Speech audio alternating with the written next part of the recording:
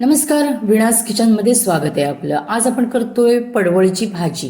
ती सुद्धा माझ्या घरी जशी बनवली जाते तशी मी तुम्हाला दाखवते. तर इथे पडवळ पहिलं 2 वेळा मी स्वच्छ असं धुवून घेतलं, कारण आजकाल सगळ्यावर केमिकल असतं, त्याच्यामुळे 2-3 वेळा भाज्या धुवून घ्यायच्या.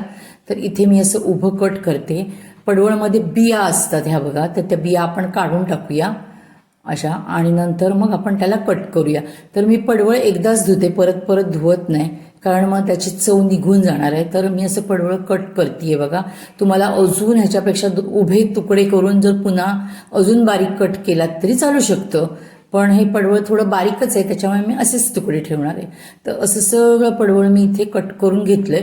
आता ह्याला ना थोडासा तुरट असा वास असतो, तर मी मीठ टाकणार आहे आणि जर असं चुरून घेणार आहे. चुरून ह्याच्यातलं पाणी काढून टाकणार आहे, म्हणजे मळून वगैरे घेतो ना तसं आपण करणार आहोत. तर तुम्ही जर माझ्या चॅनेलवर नवीन असाल तर माझ्या चॅनेलला लाईक, शेअर आणि सबस्क्राईब करायला विसरू नका. आणि इन्स्टा FBला असाल तर फॉलो करायला विसरू नका. तर इथे बघा, हे असं मी थोडंसं चुरून मळून पण घेतलं असं, आणि त्याच्यातलं पाणी काढलंय. म्हणजे हे तुरट पाणी असतं आणि थोडासा वास असतो, तो निघून जातो. आणि आता मी धुणार नाहीये त्याला, नाहीतर मग त्याची चवच निघून जाईल. तर आता फोडणीमध्ये बघा, आपण थोडीशी मोहरी टाकली आहे, कढीपत्ता, कांदा चांगला परतून घेऊया आपण असा मस्तपैकी. थोडासा त्याला असा कलर चेंज झाला की आपण मिरची पण टाकून घेऊया ह्याच्यामध्ये.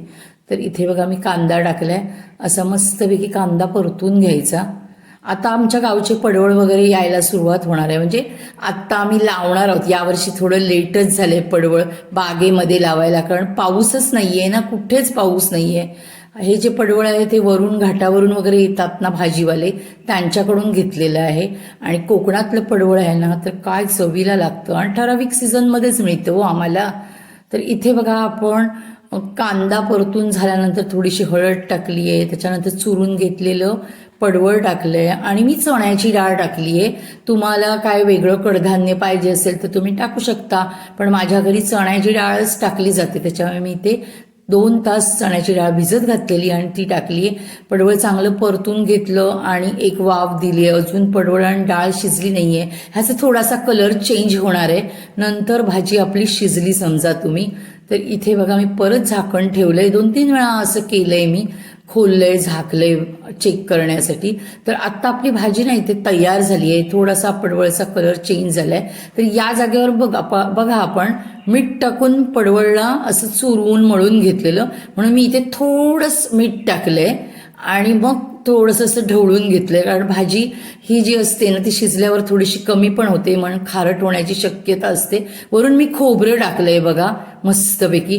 तर कोकण आलं की खोबरं आलं, तुम्हाला पाहिजे असेल तर इथे कोथिंबीर टाकू शकता, पण मी नाही टाकली आहे, कारण मग पडवळचा जो सुवास, सुगंध असतो ना, तो छान वाटतो खायला पण.